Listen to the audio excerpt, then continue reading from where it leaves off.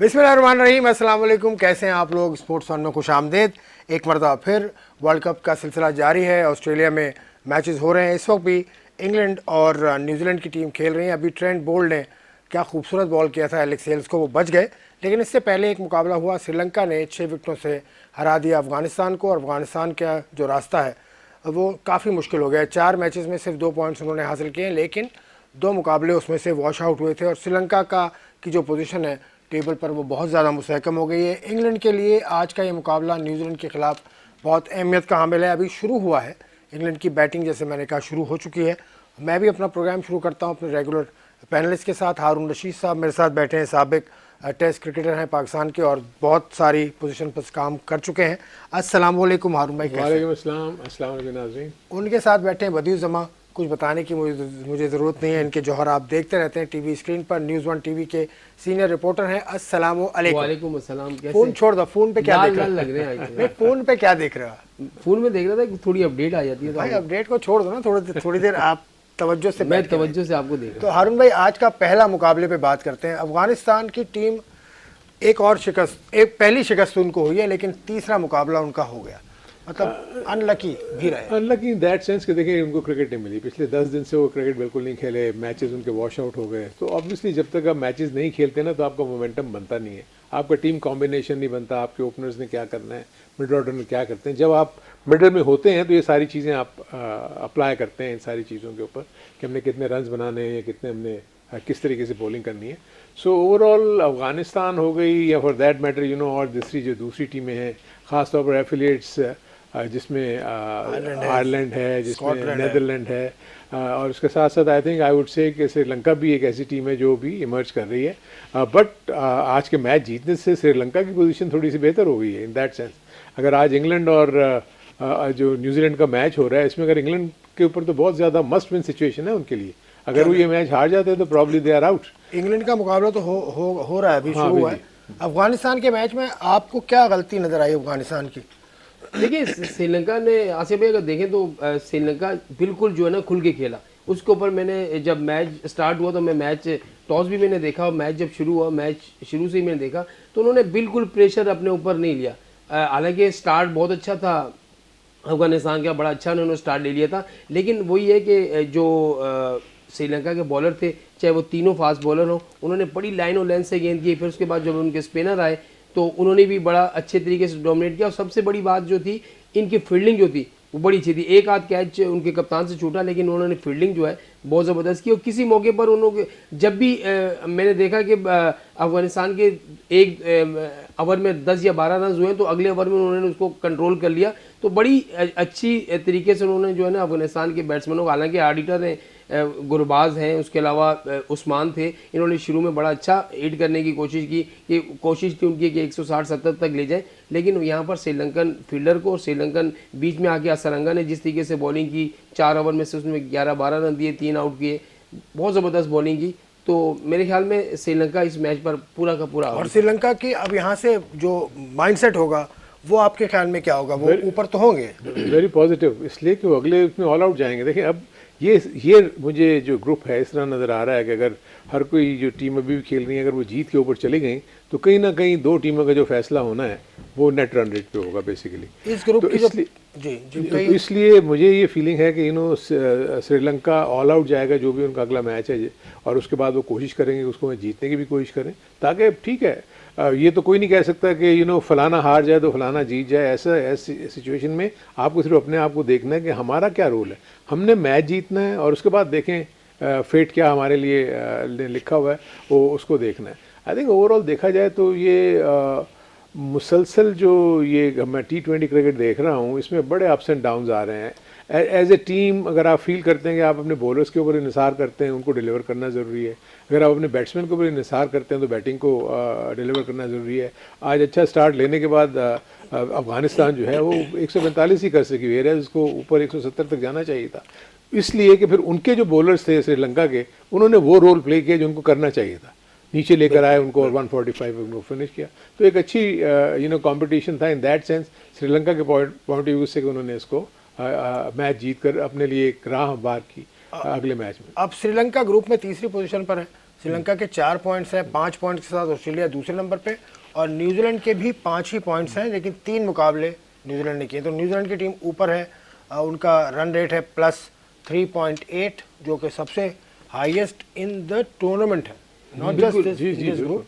तो दूसरा ये कि अब जो इंग्लैंड का जो इस वक्त रन रेट है वो श्रीलंका से अच्छा है। श्रीलंका माइनस में और इंग्लैंड जो है वो प्लस पे है। तो इंग्लैंड अगर आज का मैच जीत जाता है तो फिर इंग्लैंड ऊपर आ जाएगा, जो है तीसरे नंबर पे आ जाएगा। तो फिर जो तीनों टीमें न्यूजीलैंड, ऑस्ट्रेलिया और इंग्लैंड, इन तीनों के दरमियान जो है वो बहुत ज़्यादा जो है वो क्लोज वो हो जाएगा। तो फिर उसमें से एक आध टीम कोई भी, क्योंकि न्यूजीलैंड की टीम तो मुझे लग रहा है कि अगला मैच अगर वो जीत जाती है तो डायरेक्टली क्वालिफाई कर जाएगी, लेकिन असल मुकाबला इंग्लैंड और ऑस्ट्रेलिया के दरमियान। अफगानिस्तान आपके ख्याल में रास्ता बंद हो गया अफगानिस्तान का? नहीं, अब देखिए, अब बिल्कुल नहीं हो सकता। 2 मैच बाकी हैं, 4 पॉइंट्स हासिल कर सकते हैं। नहीं, 4 पॉइंट हासिल करने के बाद भी आपके पास है नहीं, आपके टोटल 6 पॉइंट होंगे। ऊपर की जो 4 टीमें उनके पॉइंट्स जो है ऊपर चले जाएंगे। 2 टीमों को अफगानिस्तान से भी मैं राब्ता करूंगा। इस ब्रेक के बाद हम अफगानिस्तान भी चलेंगे। वहाँ के जर्नलिस्ट हैं, क्रिकेट बोर्ड के साथ काम भी करते रहे हैं, इब्राहिम मोहम्मद, वो हमें ज्वाइन करेंगे, उन्होंने भी मैसेज किया है। तो वो सिचुएशन वहाँ से हम ले लेंगे, क्योंकि अफगानिस्तान में हालात भी ऐसे चल रहे हैं ना, वो क्रिकेट बोर्ड जो का झंडा चेंज हो गया, क्रिकेट बोर्ड मुल्क का झंडा चेंज हो गया। अच्छा, वैसे ये आप आईसीसी के साथ आप रहे हैं या आईसीसी के साथ आपने काम तो किया है, क्या फ़र्क पड़ता है? एक मुल्क का झंडा अलग है और टीम का झंडा अलग है, ये सिचुएशन क्या है? आई थिंक अभी तो क्योंकि हालात इस तरह चेंज हुए हैं कि जिसकी वजह से ये आपको इश्यूज नज़र आ रहे हैं। बट मैं समझता हूँ कि अगर तो जो भी नया झंडा बना है वो अल्टीमेटली अफ़गानिस्तान उसी को ही अपनाएगा। देखिए, हम पीछे काफ़ी अरसे से देख रहे थे कि अफ़गानिस्तान में मैं तो उनको दाद देता हूँ इसलिए कि वहाँ इतने नामसाइद हालात हैं, वहाँ क्रिकेट नहीं खेल सकते, अपनी क्रिकेट बाहर खेलते हैं। अभी तो पीछे आगे इनके ऊपर सैंक्शन भी शायद लग गई थी, उन्होंने क्रिकेट ही बंद कर दिया। आई थिंक बंद हो सकती है, होते होते फिर जो है खवातीन की उन्होंने बंद कर दी है। तो आई थिंक स्पोर्टिंग एक्टिविटीज़ के लिए अफ़गानिस्तान इतनी मतलब साजगार जगह नहीं नज़र आती, क्योंकि जो ऊपर बैठी हुई जो गवर्नमेंट है उसकी नज़र में स्पोर्ट्स की कोई बहुत ज़्यादा अहमियत मुझे नज़र नहीं आती। ये बच्चों ने, यानी व्हाट आई मीन टू से, इसके प्लेयर्स ने, नबी का सुना बहुत बड़ा कंट्रीब्यूशन है। ये सब लोग, इन लोगों ने मिल के जो है ना पूल इन करके अफगानिस्तान में रह नहीं सकता नबी, ना राशिद, कोई भी नहीं रहता अफगानिस्तान में। तो ये है सूरत हाल। अब ये जो मुकाबला चल रहा है इंग्लैंड और न्यूजीलैंड का, इसकी सूरत हाल ये है कि इसमें इस वक्त 17 रन बना लिए हैं बगैर किसी नुकसान के इंग्लैंड ने, और एलेक्स हेल्स और जॉश बटलर आर प्लेइंग। इस वक्त स्ट्राइक रन रेट 6 का है। आसिफ भाई, हम बात कर रहे थे ना कि कितने जितने भी आप पूरा वर्ल्ड कप जब से शुरू हुआ अब तक देखें तो कोई किसी भी टीम का ओपनर नहीं है जिसने सवाए एक जो है वो इनिंग्स खेली है साउथ अफ्रीकन डीकॉक ने, उसके अलावा एक इनिंग कॉनवाई ने खेली है, और उसके कोई भी ऐसा जो ओपनर नहीं है, ओपनिंग जोड़ी जिसने बड़ा स्टैंड करके दिया हो, बड़े रन्स अपनी टीम करके दिए हों। क्योंकि हमेशा से ये होता है कि ओपनर रन्स करते हैं 6 ओवर के पावर प्ले में तो रन ज़्यादा होते हैं। तो ये पूरे इवेंट में ये चीज़ नज़र नहीं आई। अभी बाबर आजम को देखें, 3 मैचेस में उसके 10 रन नहीं, मैं बता रहा हूँ, बाबर आजम के 3 मैचेस में 10 रन है, ठीक है। उसके अलावा डेविड वार्नर को देखिए, उसने 3 मैचेस में 22 रन किए हुए। फिर अगर आप दूसरे बड़े बैट्समैनों को देखें, के राहुल को, उसने जो 19 रन 3 मैचेस में किए हुए। तो ये बड़े, जो जॉर्ज बटलर को तीसरा मैच देखिए उसने रन नहीं किए हुए। तो जितने भी बड़े बैट्समैन थे इस वर्ल्ड कप में, लोग इनसे वो उम्मीद लगाए हुए थे कि ये ज़्यादा रन करेंगे। हालांकि आईसीसी ने तो बहुत सारे लोगों ने पोजीशन को ही कह दी कि टॉप जो है वो बैट्समैन जो है इस वर्ल्ड कप का बाबर आजम होगा। तो वो इस तरह की चीज़ें जो है वो इंग्लिश विकेट यहाँ पर ऑस्ट्रेलियन विकेटों पे देखने में नहीं आ रही। जो टॉप क्लास प्लेयर है वो इतने रन्स नहीं कर रहे, तो ज़्यादातर वही लोग रन्स कर रहे हैं। जैसे मिडल में आके किसी ने रन्स कर दिए, 35-40 रन कर दिए, इस तरीके से रन्स हो रहे हैं। तो बड़ा टारगेट इस वजह से भी नहीं बन रहा कि वहाँ पिचेस का बहुत ज़्यादा फर्क है। यूएई में आपने देखा कि रन्स के अंबार लग रहे थे पिछले वर्ल्ड कप में, यहाँ रन्स नहीं बन रहे, लेकिन मैचेस बहुत अच्छे हो रहे हैं। 165-60 रन भी होते हैं, 140 रन भी होते हैं, इवन कि 130 रन भी होते हैं, तो मैच फंस जाता है। तो यहाँ ये चीज़ जो है वो ज़्यादा वो कर रही है। चलें, ये तो मुकाबला अभी चल रहा है जिसमें इंग्लैंड और न्यूजीलैंड की टीम मुकाबला कर रही है। ये इन्होंने जो पॉइंट उठाया, ओपनर्स नाकाम है लेकिन दूसरी तरफ फास्ट बॉलर्स कामयाब। वो तो देखिए, हमने कल भी इस चीज़ को डिस्कस किया था कि क्यों ऑस्ट्रेलिया की कंडीशंस जो हैं दूसरे ममालिक से मुख्तलिफ है। बाकी ममालिक में एक तो लो बाउंस होता है, फ्लैट पिचेस होती हैं, ना ज़्यादा सीम होता है ना स्विंग होता है, तो इसलिए आप देखते हैं कि ओपनर्स जो हैं बड़े रन्स जो है वो करते हुए आपको नज़र आए। लेकिन मैं ये ज़रूर कहूँगा कि देखें 2 या 3 पिचेस ऐसी हैं, जैसे एक ब्रिस्बेन की पिच है, I think good for batting, इस पे आज ओपनर्स ब्रिस्बेन को में हो रहा है मैच। बिल्कुल ब्रिस्बेन इस पे होना चाहिए। एडलेड जब आप जाएंगे तो एडलेड में भी आपको रन्स बनते हुए नजर आएंगे, क्योंकि वहाँ भी बॉल ठीक है बाउंस है, लेकिन मूवमेंट ऐसी नहीं जो हमने देखी बाकी जगहों पे। सिडनी एक ऐसी पिच है जो कि स्पिनर्स को भी हेल्प करती है और फास्ट बॉलर्स को भी, उसका भी बाउंस कोई बहुत ज़्यादा नहीं है। तो सिडनी और एडलेड और ब्रिस्बेन में तो मैं एक्सपेक्ट करता हूँ कि इनको रन्स करने चाहिए जो भी ओपनर्स हैं। 22 हाँ, उसके बाद फिर यह है कि अगर आप देखें मेलबर्न में स्ट्रगल करती रही है बैटिंग, पर्थ में स्ट्रगल करती रही है बैटिंग, तो इस पॉइंट ऑफ व्यू से मैंने कहा था ना कल, जैसे कि बॉलर्स बहुत खुश होंगे कि चले हमें कुछ तो मिल रहा है। आज भी अगर आप बोल्ट का ओपनिंग स्पेल देखें तो इतना बुरा नहीं था, ठीक है रन्स बनते हैं, ऐसा कोई इशू नहीं है, क्योंकि इंग्लैंड ने टॉस जीत के तो कोशिश तो यही की है कि वो बैट करके 180-90 रन तक बनाएं ताकि वो प्रेशर डालें उसके ऊपर। कल आपने बहुत कुछ और भी कहा था जिससे कुछ लोग नाखुश हैं, वो उस पर मैं बाद में आऊँगा। ब्रेक लेता हूँ, ब्रेक के बाद हम अफगानिस्तान का रुख करेंगे, उसके बाद और मज़ीद बात करेंगे।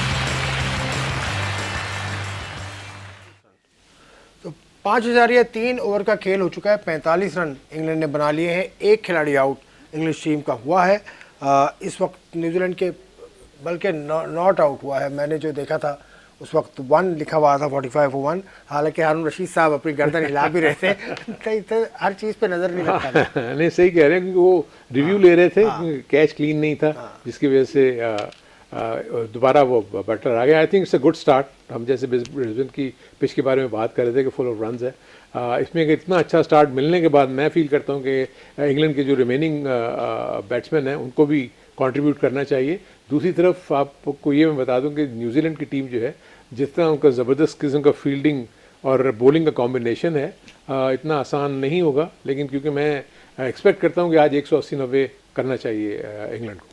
और इंग्लैंड को अच्छा स्टार्ट मिला है आज। ये भी लकी रहे कि आउट नहीं हुआ। हाँ बिल्कुल, बहुत थोड़ा सा, हालांकि विलियमसन से क्या छूटता नहीं है, लेकिन अचानक वो उनका गेंद जो पकड़ने के बाद ज़मीन पे लग गया। तो अब ये है कि देखें इतने बड़े स्कोर हो नहीं रहते।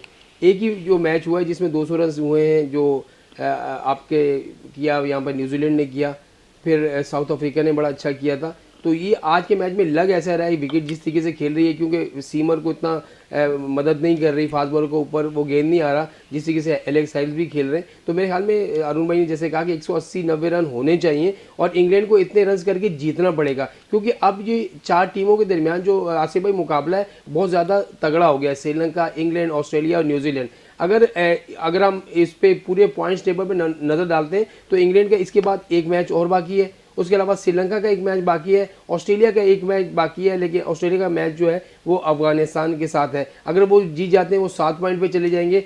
न्यूजीलैंड के बाद एक चांस और हो सकता है अगर आज का मैच हारती है, क्योंकि उसका एक मैच और बाकी है और उसका आखिरी मैच जो है वो आइलैंड से है। तो ये 4 टीमें जो है इस दौड़ में लगी हुई हैं। लेकिन दूसरी तरफ अगर आप ग्रुप को देखें तो वो ग्रुप हमें ओपन ही नज़र आता है, सिर्फ पाकिस्तान के साथ है अगर मगर वाली सूरत चल रही है। बाकी बांग्लादेश भी हमसे ऊपर आ गया है, जिम्बाब्वे भी हमसे ऊपर। कब है? किस टीम? पाकिस्तान का 3 तारीख को मैच है और सिडनी में ही मैच है और साउथ अफ्रीका से मैच है। आप देखें और वहाँ पर विकेट कैसा खेलती है। अरुण भाई वहाँ खेले भी, अरुण भाई कहते हैं कि वहाँ बैटिंग विकेट होती है। साउथ अफ्रीका के खिलाफ मैच है और सिडनी की विकेट। आई थिंक मैं तो फील करता हूँ कि पाकिस्तान के जो नेक्स्ट 2 मैचेस हैं, एक सिडनी में और एक एडिलेड में, वो प्रॉब्ली पाकिस्तानी बैटिंग को सूट करेगा, क्योंकि पाकिस्तान बैटिंग स्ट्रगल कर रही है। मैं फील करता हूँ कि पाकिस्तान का जो बॉलिंग अटैक है इस वक्त दुनिया की जितने भी वर्ल्ड कप में टीमें हिस्सा ले रही हैं, पाकिस्तान का सबसे फीसम स्ट्राइक वो यानी जिसके पास स्ट्राइकिंग एबिलिटी है। अब minus Shaheen Shah Afridi's form and fitness, आप बाकी के यूनिट को देखेंगे, शादाब बहुत अच्छी बॉलिंग कर रहा है, ठीक है एक मैच में नवाज़ ने इतनी अच्छी बॉलिंग नहीं की, उसको रन्स पड़ गए, लेकिन बॉलर वो बहुत बुरा नहीं है। सो ये क्लिक करने वाली बात है। सिडनी की कंडीशन सूट करेंगी पाकिस्तानी बॉलिंग को भी, और पाकिस्तान के बैट्समैन को चाहिए कि वहाँ इनफ रन्स करें ताकि जीते, क्योंकि साउथ अफ्रीका से जीतना बहुत ज़रूरी है। द मोमेंट आप साउथ अफ्रीका से अगर हारते हैं तो आपके पास तो हार की गुंजाइश है ही नहीं ना। फिर इफ्स एंड बट्स वाली बात है, जैसे भी बदी कर रहे थे। सो हम तो हमेशा से इफ्स एंड बट्स में ही रहते हैं। 92 के वर्ल्ड कप में भी यही था कि कोई में बारिश हो जाए तो एक पॉइंट मिल गया तो हम बारिश आगे हो ही through गई थी, वो बारिश की वजह से मैच आप जीते थे 72 रन से, कौन मैच जीता है? बिल्कुल मैं 72 वही कह रहा हूँ ना, पॉइंट इसका तो मेरे अपने नज़दीक ओवरऑल अगर देखा जाए तो इतनी इंप्रेसिव परफॉर्मेंस तो खास तौर पर बैटिंग डिपार्टमेंट में तो कोई नहीं हुई। तब्दीली आपके ख्याल में पाकिस्तान टीम में? I have my doubt. देखिए अब कैसे फ़खर जमान अब टीम में आ गए, अब बैटिंग में क्या चेंजेस करेंगे? कुछ नहीं, आपने हैदर को अच्छा खासा मौका दिया। अब मैं ये फील करता हूँ कि वो इतना इम्पोर्टेंट गेम है, क्योंकि अब ये शायद शाहीन आफरीदी को खिला रहे हैं तो ये शायद उसी के ऊपर चांस लेंगे। वेर एज अगर हसनैन को पीछे एक दो मैचेस मिले हुए होते तो होगा तो यही ना, अगर हसनैन को भी अब खिलाएंगे तो उसको भी तो मैच प्रैक्टिस तो ऐसा सच नहीं होगी ना। अब शाहीन 2 मैचेस खेल चुका है, to some extent against Netherland second spell उन्होंने अच्छा किया था, लेकिन फिर भी विकेट टेकिंग एबिलिटी वाला तो नहीं किया था, 1 विकेट उनको मिली। तो पाकिस्तान को तो इस वक्त देखें तमाम डिपार्टमेंट्स में अच्छा परफॉर्म करना पड़ेगा साउथ अफ्रीका से, जो कि बहुत अच्छा खेलती हुई आ रही है। अगर आप देखें साउथ अफ्रीका एक पैकेज है, फील्डिंग बड़ी ज़बरदस्त करते हैं, बॉलिंग उनके पास अच्छी है, पेस भी अच्छा है, उसके पास स्पिनर्स भी हैं। यू नेवर नो कि शम्सी को ये शायद से वहाँ पर सिडनी में डाल देंगे, वहाँ थोड़ा स्पिन को हेल्प मिलती है, तो 2 स्पिनर उनके पास भी बुरे नहीं है। महाराज अच्छी बॉल करता है और ये भी। So overall Pakistan think tank definitely बहुत कुछ देख रहा होगा कि उनको कौन कौन से ऑप्शंस जो हैं उनको अपनाना चाहिए। क्या करना चाहिए पाकिस्तान को? आसिफ भाई मेरे ख्याल में जिस तरीके से शाहीन शाह अफरीदी का जो बयान आया, जिसके बाद उन्होंने इंटरव्यू दिया, उसके बाद अगर पाकिस्तान मैनेजमेंट उनको खिलाती है तो मेरे ख्याल में तो ये तो बॉलर के साथ भी ज्यादती होगी। अगर आप एक जीत के लिए एक बॉलर को जो है वो लंबा अगर वो कर देते हैं, वो ज़्यादा बड़ी इंजरी का शिकार हो जाता है, तो ये भी आपके लिए प्रॉब्लम है। तो ये एक बॉलर ने कह दिया कि मैं 100% फिट नहीं हूँ, तो मेरे ख्याल में आपके पैनल को जो है वो उनको चेक करना चाहिए। अगर हाँ 100% फिट है तो मेरे ख्याल में मैच में खिलाएं, वरना ना खिलाएं। आप हसनैन को चांस दे दें। देखिए कल के मैच जो साउथ अफ्रीका का मैच में, उसमें आपने ऑल आउट जाना है। आपने ये नहीं देखना कि मैंने बॉल रोकना है या मैंने जो है वो आउट नहीं होना, मैंने विकेट पे खड़ा होना। आपकी पहली बैटिंग आती है, आपने कोशिश करनी है भाई हमने 200 पे जाना है। 200 पे जब तक नहीं आप जाएंगे तो आप इतना जारहाना क्रिकेट नहीं खेलेंगे तो आप साउथ अफ्रीका से नहीं जीत सकते। साउथ अफ्रीका का पेस अटैक भी बहुत ज़बरदस्त है, वो जिस तरीके से बॉलिंग कर रहा है, उनके स्पिनर भी बहुत ज़्यादा अच्छे हैं। महाराज को पिछले मैच में आपने देखा कैसे उसने बॉलिंग की, और वहाँ सिडनी की विकेट पे हो सकता है कि एक उसको पेसर को ड्रॉप करके वो स्पिनर अपना शम्सी को भी लिया है, और शम्सी को खेलना आसान नहीं है। कप्तान ड्रॉप नहीं हो सकता उनका? कप्तान पे बहुत बात होती है, बबूमा उनका कैप्टन है। तो हमारा कप्तान और उनके कप्तान में नहीं यार, ऐसा नहीं कर, ये गलत बात है, ये गलत बैटिंग में भाई। मैं इस वक्त वर्ल्ड कप की बात कर रहा हूँ, मैं परफॉर्मेंस की बात कर रहा हूँ, वर्ल्ड कप परफॉर्मेंस की बात कर रहा हूँ भाई। अभी मैं इनसे ले लूं पॉइंट ऑफ व्यू, आपके पास ये तो जमा है। करके रखना। देखिए उसमें मसला ये है कि ऑब्वियसली ये बबूमा जो है उसका अगर आप पास्ट रिकॉर्ड देखें, होता क्या है कि आपके जो ऐसे प्लेयर्स होते हैं जो आउट ऑफ फॉर्म हो जाएं, आप एकदम से उनको डिस्कार्ड नहीं करते। अभी जैसे बदी एक बात कर रहे थे, देखें अगर वो शाहीन आफरीदी ये कह रहा है कि वो फिट नहीं है, तो अपनी टीम मैनेजमेंट को क्यों नहीं कहता कि मुझे मत खिलाएं? देखिए ना, अगर आप अपना फेयर अपना अगर ओपिनियन देना चाह रहे हैं, आप इंटरव्यू में ये बात कर रहे हैं कि मुझे मैच फिटनेस नहीं है और मैं स्ट्रगल कर रहा हूँ, तो थिंक टैंक को तो पता ही है। लेकिन बीइंग अ सीनियर प्लेयर आप कह सकते हैं ना, कभी मैं अभी आप कॉन्फिडेंट फील नहीं कर रहा तो अब मैं नहीं खेलना चाहता। वाई, मतलब ये कि टीम मैनेजमेंट उनको ड्रॉप करे। बड़े बड़े मिसालें डर है उसको आपके ख्याल में? आई डोंट नो डर क्या है। मेरे अपने नज़दीक वो खुद भी खेलना चाहता है। उसने ये तो नहीं कहा कि मैं नहीं खेलना चाहता, वो ये कह रहा है मैं मैच फिट नहीं हूँ लेकिन मैं कोशिश कर रहा हूँ।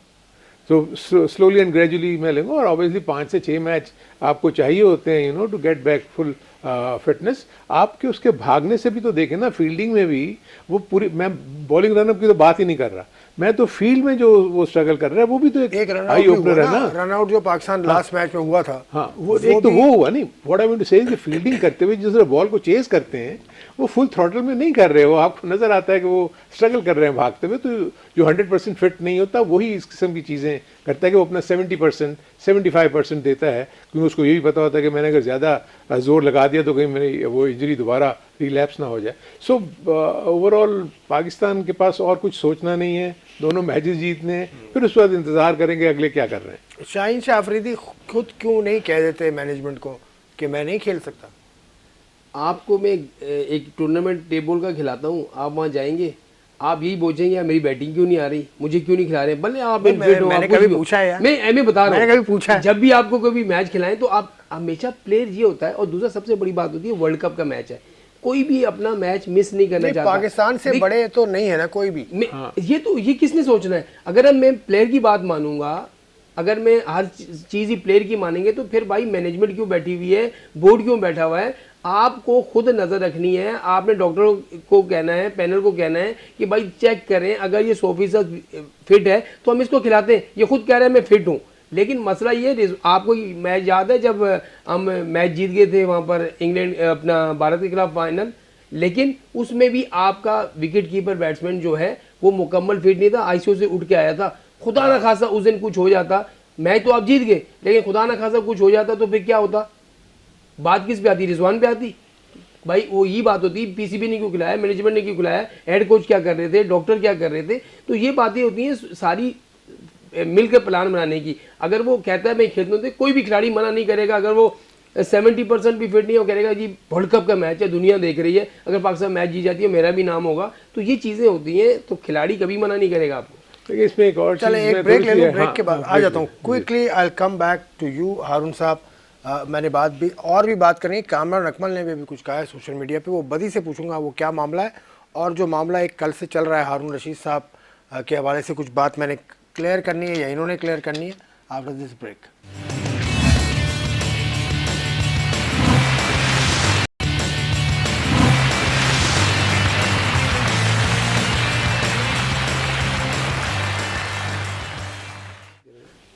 Welcome back to the last segment of sports one. अब हमारे पास चंद मिनट का वक्त है, हम बात करेंगे पाकिस्तान के इश्यूज़ पर, पाकिस्तान की टीम पर तो हम बात कर ही रहे हैं, लेकिन इंग्लैंड की तारीफ़ करना होगी। एलेक्स हेल्स और उनके साथी की पार्टनरशिप 73 रन की ब्रेक से पहले मैं देख चुका हूँ, बटलर और हेल्स के दरमियान 73 रन की पार्टनरशिप, जो कि बेस्ट पार्टनरशिप है, ओपनिंग पार्टनरशिप, बहुत इंपॉर्टेंट पार्टनरशिप। आई थिंक ये बहुत ज़रूरी था इंग्लैंड के लिए कि उनको एक अच्छा स्टार्ट मिलता। अब उनके पास नीचे बहुत ज़बरदस्त बैट्समैन है, स्टोक्स ने आना है, उसको फॉर्म में वापस आना चाहिए, ये पिच ऐसी है वो फॉर्म में वापस आ सकता है।